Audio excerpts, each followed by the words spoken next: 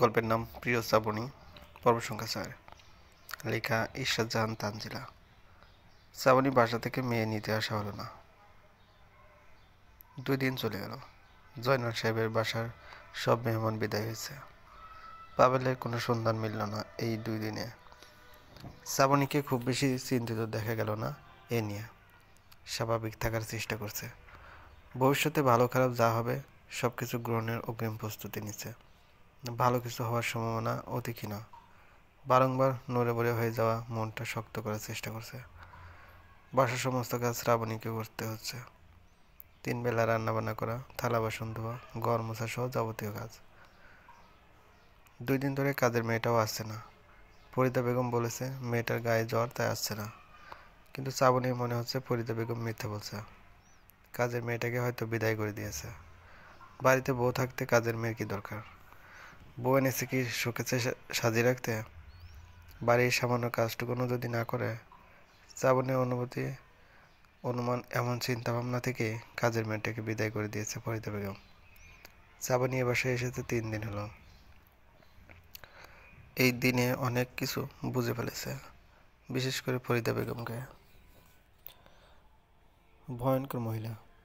চেহারার সব সময় কাঠিন্য ভাব থাকে। কর্কশ রুক্ষ গলায় কথা বলেন। জয়নাল সাহেবকে এখনো বুঝে উঠতে পারেনি শ্রাবণী। এ বাসায় আসার পর থেকে তাকে গভীর মুখে চুপচাপ ড্রয়িং রুমে কিংবা বারান্দায় বসে থাকতে দেখেছে। লোকটা বাসা থেকে বের হওয়া বন্ধ করে দিয়েছে। বাজারেও যাচ্ছে না। মানুষ নানান কথা বলে, ঠাট্টা মশকরা চলে। ঠাট্টা মশকরা জয়নাল সাহেবের কাছে বিরক্তিকর পর্যায়ে গিয়ে ঠেকেছে এখন। বাসরাতে তার ছেলে বউ ফেলে পালিয়ে গেছে। মানুষের কাছে ভীষণ হাস্যরোত্তক ব্যাপার এটা। যদি বিয়ের কোণে পালিয়ে যেত তাহলে মানুষ ছিছি করত। বর পালিয়ে গেছে বলেই এত হাসি ঠাট্টা। দুপুরে রান্না শেষ করে ঘেমে একাকার হয়ে গেছে শ্রাবণী। রান্নাঘরটা উত্তর পাশে হওয়ায় গরম একটু বেশি লাগে সেখানে। দুপুরে তির্যক রোদ জানালা ভেদ করে এসে সোজাসুজি গায়ে পড়ে। তারপর আগুনের আঁচ। কয়েকদিন ধরে অস্বাভাবিক রকমের গরম পড়েছে। আবার ঝড় বৃষ্টি হবে বোধ হয়। শ্রাবণী রুমে গিয়ে ফুল স্পিডে ফ্যান ছেড়ে বসল। লম্বা শাওয়ার নিলে এখন বন্ধ হয় না। শ্রাবণী নিজের লাকেজটা বের করলো। ওর সব জামা কাপড় লাকেজে এখনো আলমারিতে রাখা হয়নি। কোথায়, কোন আলমারিতে কি রাখবে বুঝতে পারছে না। তাছাড়া আলমারি, ওয়ার্ডরোব সব লক করা। এগুলোর চাবিও ওকে দেওয়া হয়নি। শ্রাবণী বাথরুমে গিয়ে ঝর্ণা ছেড়ে অনেকক্ষণ শব্দ করে কাঁদল। কেন কাঁদলো তা নিজে বুঝতে পারল না। বুকের ভিতরটা কেমন ভারী হয়ে উঠছে হঠাৎ ওর। মন হালকা করতে কান্না দরকার, সেজন্য কেঁদেছে।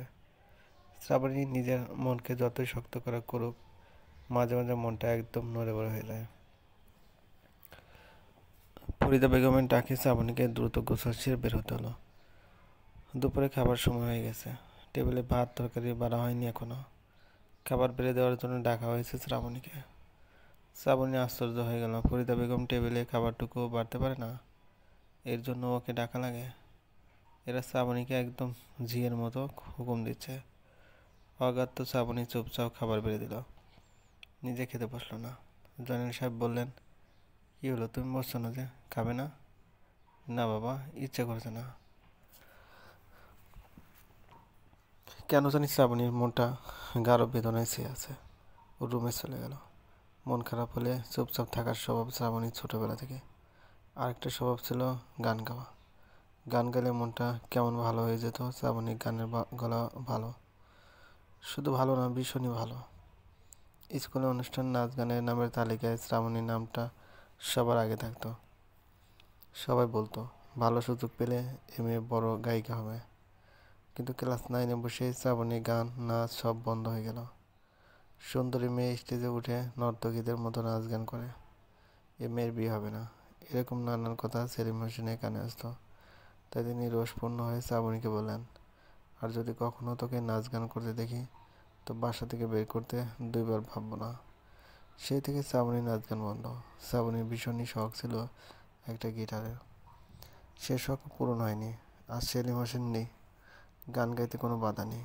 শ্রাবণীর দরজা বন্ধ করে সুবীর নন্দীর সেই জনপ্রিয় গান গাইতে লাগলো, আমি বৃষ্টির কাছ থেকে কাঁদতে শিখেছি। আমায় আর কান্নার ভয় দেখিয়ে কোনো লাভ নেই। আমি অগ্নিগিরির কাছ থেকে জ্বলতে শিখছি। আমার আর জ্বালানোর ভয় দেখিয়েও কোনো লাভ নেই। গান গেয়েও মন ভালো হচ্ছে না শ্রাবণী। নিজের কথাগুলো কাউকে বলা দরকার। কাকে বলবে? জাইব ভাইকে। শ্রাবণী ফোন হাতে নিল, জাইবের কাছে কল দিল। আচ্ছা জাইব ভাই, একটা কথা বলুন তো, উনি যদি বিয়েতে রাজি না থাকতো তাহলে পুলিশকে বিয়েটা ভাঙতে দিল না কেন? হুট করে ফোন দিয়ে এমন প্রশ্ন করায় জাইব একটু চমকে গেল। বলল, বিয়ে তোর শ্বশুর ভাঙতে দেয়নি, সে পুলিশের সাথে কথা বলে তাদের চা নাস্তা খাওয়ার টাকা দিয়ে বিদায় করেছে। শ্রাবণী চুপ করে এলো। জাইব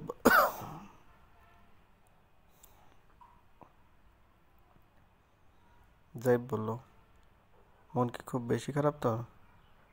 পালিয়ে যেতে বললাম গেলি না তখন? বাপের ভয়ে মুখও খুলতে পারলি না। তোর হাজবেন্ডের কোনো খোঁজ পাওয়া যায়নি? তুই তাহলে ও বাড়িতে পড়ে আছিস কেন? বাসায় চলে যা। উদাস গলায় শ্রাবণী বলল, এ বাসায় গেলে অশান্তি বেশি হবে। শ্রাবণী একটু থেমে হঠাৎ মরিয়া হয়ে বলে উঠল, জাইব ভাই, এখন পালিয়ে যাওয়া যাবে না। আমার ভালো লাগছে না এই জীবন। আত্মহত্যা করতে ইচ্ছে করে। এখন পালিয়ে গিয়ে কি হবে? আর বাজে বকিস না। তোর হাজবেন্ড ফিরে আসার পর কি হয় দেখ। আমি তোর পাশে আছি শ্রাবণী। তুই চিন্তা করিস না। সবে মাত্র এসেছি পরীক্ষা দেওয়া একটা মেয়ে তুই। এই বয়সে কত ভয়াবহ সমস্যার মুখোমুখি হতে হচ্ছে তোকে। কি করার বল? জীবন যেখানে যেমন, মিলিয়ে নিতে হবে নিজেকে। শ্রাবণী একটা দীর্ঘ নিঃশ্বাস ফেলে ফোন কেটে দিল। মানিয়ে নিতে হবে নিজেকে। দুঃখী মানুষদের নিজেকে মানিয়ে নেওয়া ছাড়া উপায় আর কি। সপ্তাহখানেক কেটে গেল এভাবে। শ্রাবণী মনে মনে সিদ্ধান্ত নিল, কালই সেলিম হোসেনকে ফোন করে বলবে ওকে নিতে আসতে। এ বাসায় আর ভালো লাগছে না। বাড়িতেও তীব্র অশান্তি ভিতর থাকতে হবে। তবুও সেখানে অশান্তির ভিতর প্রশান্তিও আছে।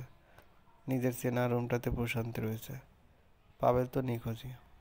হঠাৎ শরীর খুব খারাপ হয়ে পড়ল শ্রাবণী। সেজন্য সন্ধ্যার পর ঘুমিয়ে পড়ল মাঝরাত। চারদিকে শুনশান নীরবতা। শ্রাবণী গভীর ঘুমিয়ে তলিয়েছে। ঘুমে আচ্ছন্ন হয়ে থাকা শ্রাবণী বারবার অনুভূত হচ্ছে দুইটা পুরুষালী শক্ত হাত ওর শরীর বিচরণ করছে। কিন্তু গভীর ঘুমে অচেতন হয়ে থাকার ফলে বিষয়টা ভালোভাবে বোধগম্য হচ্ছে না। বারবার হাত দুইটাকে সরিয়ে দেওয়ার চেষ্টা করছে। হঠাৎ শ্রাবণীর শ্বাস বন্ধ হয়ে আসতে লাগলো। শরীরের উপর ভীষণ ভারী কিছু অনুভব করতে লাগলো। গলার কাছে উষ্ণ ঠোঁটের ছোঁয়া অনুভূত হলো। শ্রাবণী তীব্র আতঙ্কে চিৎকার দিয়ে উঠে বসার চেষ্টা করলো, কিন্তু পারল না শরীরের উপর থাকা মানুষটার জন্য। সে শ্রাবণীর মুখ চেপে দিল আর চাপা গলায় বলল, আমি পাবেল, চিৎকার করো না। কথাটা শুনতে পেয়েও হাত পা ছুঁড়ে চিৎকার করার চেষ্টা করলো শ্রাবণী। দুই চোখ দিয়ে ঝরঝর করে জল গড়াতে লাগলো ওর। পাবেল আসবে কোত্থেকে? আতঙ্ক, ত্রাস, আকস্মিক ভয় শ্রাবণীর শরীরটাকে হঠাৎ অবশ করে দিল। নড়তে পারছে না, চিৎকারও করতে পারছে না এখন। লোকটা ঝাপটে ধরে আছে শ্রাবণীকে। শ্রাবণী কাঁপা কাঁপা গলায় বলল, ছাড়ুন আপনি আমায়, ছাড়ুন। লোকটা সত্যি সত্যি ছেড়ে দিল শ্রাবণীকে।